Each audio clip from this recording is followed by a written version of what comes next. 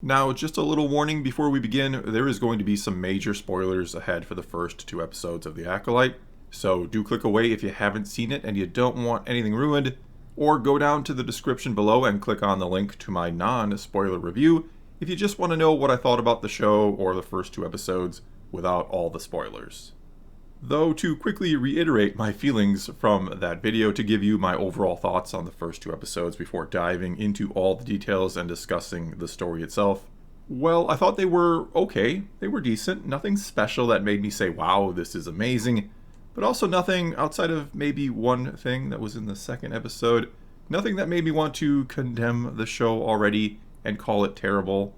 There were certainly things I thought that were done very well and that looked good or that even felt very Star Wars-like and that I applaud them for, and others that left me with a lot of questions. And I do think the desire for the story to be or feel very mysterious and to keep you guessing at every turn, it ended up making it feel more vague than anything else right out of the gate here. I think the pace needed to be slowed down a bit. I think we needed more time to get to know these characters in order to keep us actually caring about them or get us to care about them. And then in turn about this mystery event or this big thing from the past that they were all involved in, and that everyone, certainly the twins, seem to have a very different perspective on, or that some are lying about. And so to get into it now, to kind of go through the story, to discuss the good and the bad and the mystery itself and where I think this might be going. And I'm only going to cover the first episode here. I want to be as fair and as nuanced as possible. I know there are a lot of people out there who have kind of passed a final judgment, who want to say this is the worst thing Star Wars ever, or it is the best thing Star Wars ever, and I'm just going to take it as it comes, and I'm going to give you my fair and honest opinions as I do. And so I gotta start by saying that I really liked the opening fight scene between May and Master Indara. I don't know that it looked like anything special. I don't know that the choreography was amazing or blew me away or anything like that, which isn't to say it looked bad. It looked fine. It just felt like it was a fight I had seen before somewhere else. I don't know, maybe it's because it felt like this is Trinity from The Matrix. Either way, I do like the idea and very much agree with it that no, the Jedi just wouldn't automatically pull out their lightsabers all the time or for every situation, that they do it only when they're essentially willing to kill somebody if they have to. That, I think, makes a lot of sense. I also like how it showed how innocent people are sort of a vulnerability for the Jedi, one that can be exploited, that to be the epitome of selflessness and compassion, you do have to be willing to give your life for other people, even a random bartender. I also, and this isn't a knock on the show, but I literally chuckled out loud when Indara was killed by the small knife when we've seen others take full-on lightsabers to the stomach area and survive with a scratch, essentially.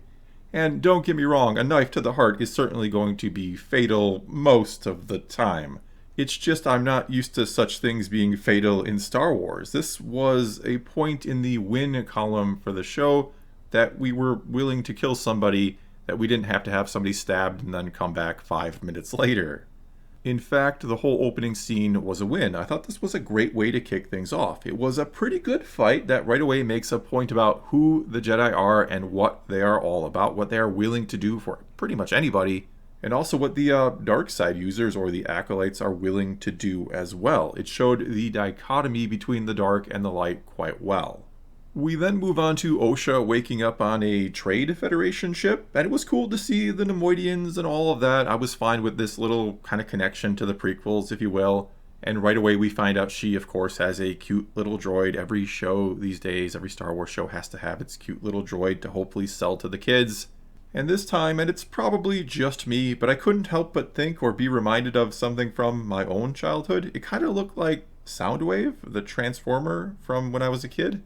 I don't know, don't ask why I thought that. He was always one of my favorite Transformers, so maybe that has something to do with it. He also had of course, cassette tapes that would transform into other things, and the droid kind of has that ability as well.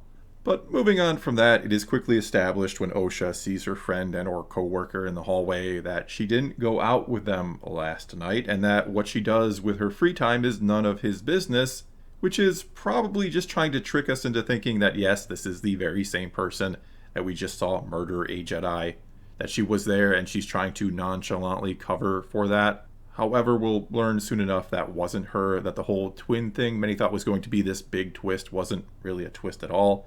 It's actually revealed very early on. And that's not to say that I don't think there will be a twist of some kind with the twins. I think there were some clues in here that were maybe pointing to the fact that Osha was the one that set the fire and not May. But let's not get ahead of ourselves here. A lot of that was in the second episode, and we'll discuss that when we get to it. So anyway, this quick conversation where we learn Osha wasn't around last night could be the show just trying to get us to think it had to be her since she looks like the same person. And a lot of casual viewers, those who don't follow every little piece of Star Wars information, are not going to know anything about there being twins. And this may sort of send them down the wrong line of thinking for a little bit, and only a little bit.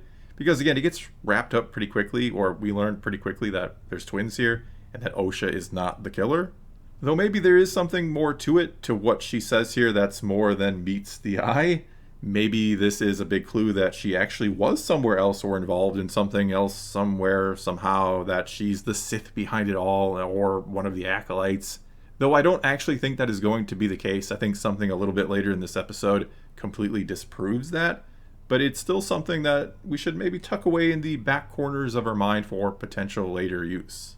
Soon enough then, the Jedi show up in one of their vector ships, which is from the High Republic books, and it is a nice, I guess you could call it Easter egg for those who have been reading all of that. It is nice to see one of those ships in live action.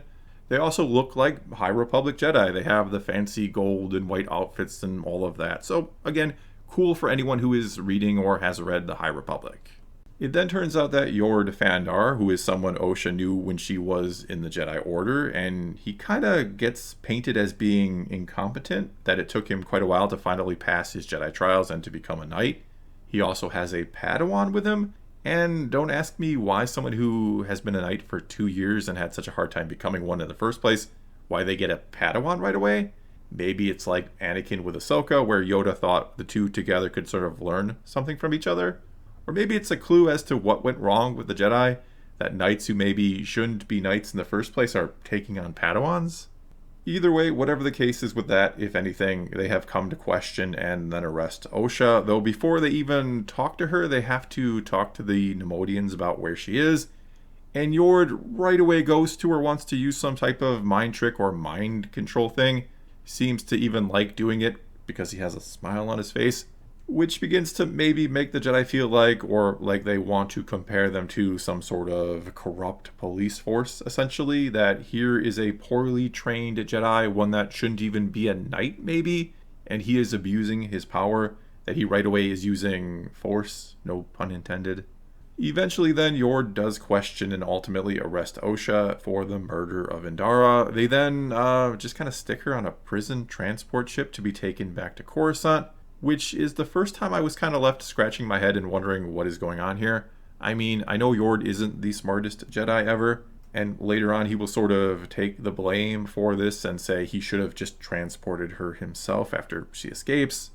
But you really just put someone who you think or have a strong suspicion, and she was even identified by the bartender as the killer, but you put someone who was powerful and competent enough with the Force to defeat and kill a Jedi Master onto a random transport ship that has all of one droid guarding it? Really?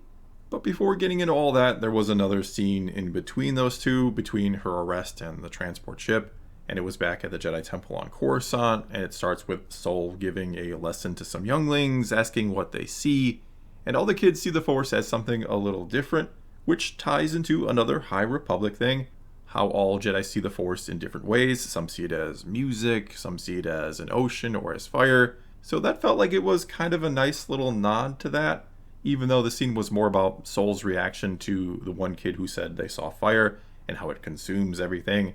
That goes back to whatever exactly happened all those years ago. We also had Osha when she was out repairing the ship. We saw her, or how she reacted to seeing fire, even having a mini sort of flashback to something. Anyway, another Jedi Master, Venestra, who is also from the High Republic books, has come to tell Sol that there's strong evidence that his former Padawan was the one who killed not only a Jedi Master, but a friend of his.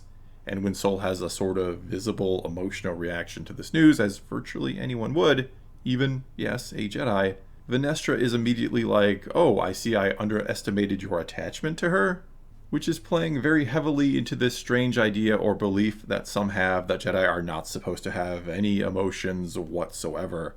That attachment is simply caring about something to any degree, which is not true at all. Lucas has said that Jedi are allowed to love, they're allowed to have friends, they're just not allowed to possess them. That's what attachment actually is. It's feeling like someone else belongs to you and then being unwilling or unable to let them go. And actually here, him caring about his former Padawan and a friend that was murdered is something that makes me or made me start to care about Saul. That makes me start to like him. I think he was easily my favorite character in this because there was a little more something to him. He did feel like a real Jedi because real Jedi are very compassionate and would be shaken by the news that, again, a Padawan of his had killed a friend of his, as anybody would. And yes, I certainly do get that this show is trying to set up or begin to explain the downfall of the Jedi Order, where and how things maybe went wrong for them. But I felt this may have been a bit too heavy-handed with that she immediately was like, or it felt like she was stunned or completely disapproved of him being impacted by, again, a former Padawan killing a friend. But moving on from that, we also find out here in this scene that Venestra is worried about it getting out that a former Padawan killed another Jedi, that their political enemies would use it against them, and that justice needs to be swift and an example made. Which, again, for better or worse, and we don't know exactly what they're playing at here quite yet, but it is certainly not painting the Jedi in a very good light, is it? They should be out there following the will of the Force. Instead, they seem to be worried about their political standing, essentially. Next up, we go back to the prison ship scene that I started to talk about before, where Osha, a Jedi killer, they believe, is simply put in a cell next to cells with a bunch of other prisoners. And there's like one security droid that will be easily taken care of because one of the prisoners has some sort of device or implant that I guess can just shut down the pilot droids and turn them back into chairs, which sure, that looked cool. And then there's another prisoner who has an appendage that he can use to take out the one security droid. And I'm watching this and thinking, did they actually check these prisoners at all before putting them on the ship? How do you let that happen? Why did they use the starfish thing on the one prisoner who, though, sure is probably very violent, but that likely couldn't have helped at all in the escape? Why did he get the starfish treatment and everyone else was just left in a cell to plot their escape and also had the means by which to do it? And speaking of the starfish thing, I'm sorry, I'm just going to keep calling it that. I do like the concept. I think it's a cool idea, but I question how okay with it the Jedi would be. But then again, I think these Jedi at this time, they probably have no qualms with using it. Either way, the reason why I don't think Osha could be the secret master behind it all, or the Sith, or whatever it technically is because when she was stuck in her cell here and trying to force pull her little droid to her, she completely failed. She was unable to do it. She seems like she's very out of practice, which we've heard before will happen to you, that if you don't use the Force, or if you never learn how to use it in the first place, the ability will sort of atrophy. Though I maybe find it a bit strange that she would let it atrophy. You'd kind of think, even if, as she basically said in the episode, the skills that go along with being a Jedi don't exactly translate to other professions very well, but you'd really think you'd still use the Force or practice using it in case you ever needed it like she did here. I don't know, if it were me and I left or got kicked out of the Jedi Order, I wouldn't just let my Force ability atrophy away. I would keep up with it so that I could use it whenever I needed it, which, yeah, kind of sounds like it could be selfish and lead to the dark side, so maybe that's why they try not to use it. But I do wonder if this is going to somehow play into what seems to be, or what we've kind of heard will be, the Jedi not allowing others to use the Force, that they kind of police the Force itself, and that she could, I don't know, get in trouble for using it and not being a Jedi or something along those lines, and that's why she hasn't been using it. Yet another thing that says she's not very Sith-like is the fact that she saved the criminal with the starfish on his face, or took it off of him so that he could get into an escape pod, though of course he just stole the escape pod and left her behind. Kind of saw that one coming from a million miles away, but whatever. We then get introduced to Jecki, Sol's current Padawan, and she kind of barges in on him when he's looking at a holo of his old Padawan and wonders and asks him why he has that. She even starts to say how it encourages sentiment and nostalgia, which can lead to attachment. And I really like Soul's response here. I think it's a very Jedi-like response, that our memories are lessons. If we don't meditate on the past, we're doomed to repeat it. Feels like what The Last Jedi was trying to say, the message it was going for, the whole failure is the greatest teacher thing, but given to us in a fraction of the time, and no one had to drink green milk straight from the source. But let's let the past die and move on to the scene where Soul sort of mind soothes the very dangerous criminal before asking him what happened. Though do note, before he did that, he said the criminal said to himself, "The Jedi killer is evil. I sensed her darkness." He then started to say, "Beware," before again he gets mind soothed by Soul. And I think I'll just play the whole clip right now because this was one of the most interesting aspects of the show to me. It was the one time where I really kind of sat up and took notice and was wondering what is going on here. The Jedi killer is evil. I sensed her darkness. Beware. Quiet your mind and tell me. And what I found so interesting here is he's talking to himself and has no reason to lie to himself. I mean, he may be just completely delusional and crazy, sure. But what if he's not? In fact, he seems so out of it or obsessed with this, focused on it, that he's not even aware he's being watched or anything. He's not trying to pretend it's all the Jedi killer's fault and he's innocent and should be let go or whatever. He has no sort of agenda of his own. He's just saying what he's thinking. Also, when he woke up from the starfish dream, which we were led to believe is supposed to be a sort of pleasant experience, he immediately freaked out, before he likely even realized he was in any sort of danger or that the ship was going down. He seemed to freak out because of something he sensed even before, again, knowing the ship was going down. Him fleeing from her seemed more like a response to her, more so than to the ship going down, if you will. Not to mention here, Soul simply asked what happened, and he told him what exactly happened and only what literally happened, that she helped him and he left her behind, which was all true and very to the point without him explaining why or anything else about the situation or about her. And Soul didn't follow that up with, why did you do that? And why would he do that? The guy is a cold-blooded murderer, apparently, and is coming off as crazy. But if he had continued to question him, he may have gotten some very interesting answers, and honest ones if he is being mind-controlled or mind-tricked in some way. It's yet another thing to kind of tuck into the archives of our mind for possible later use.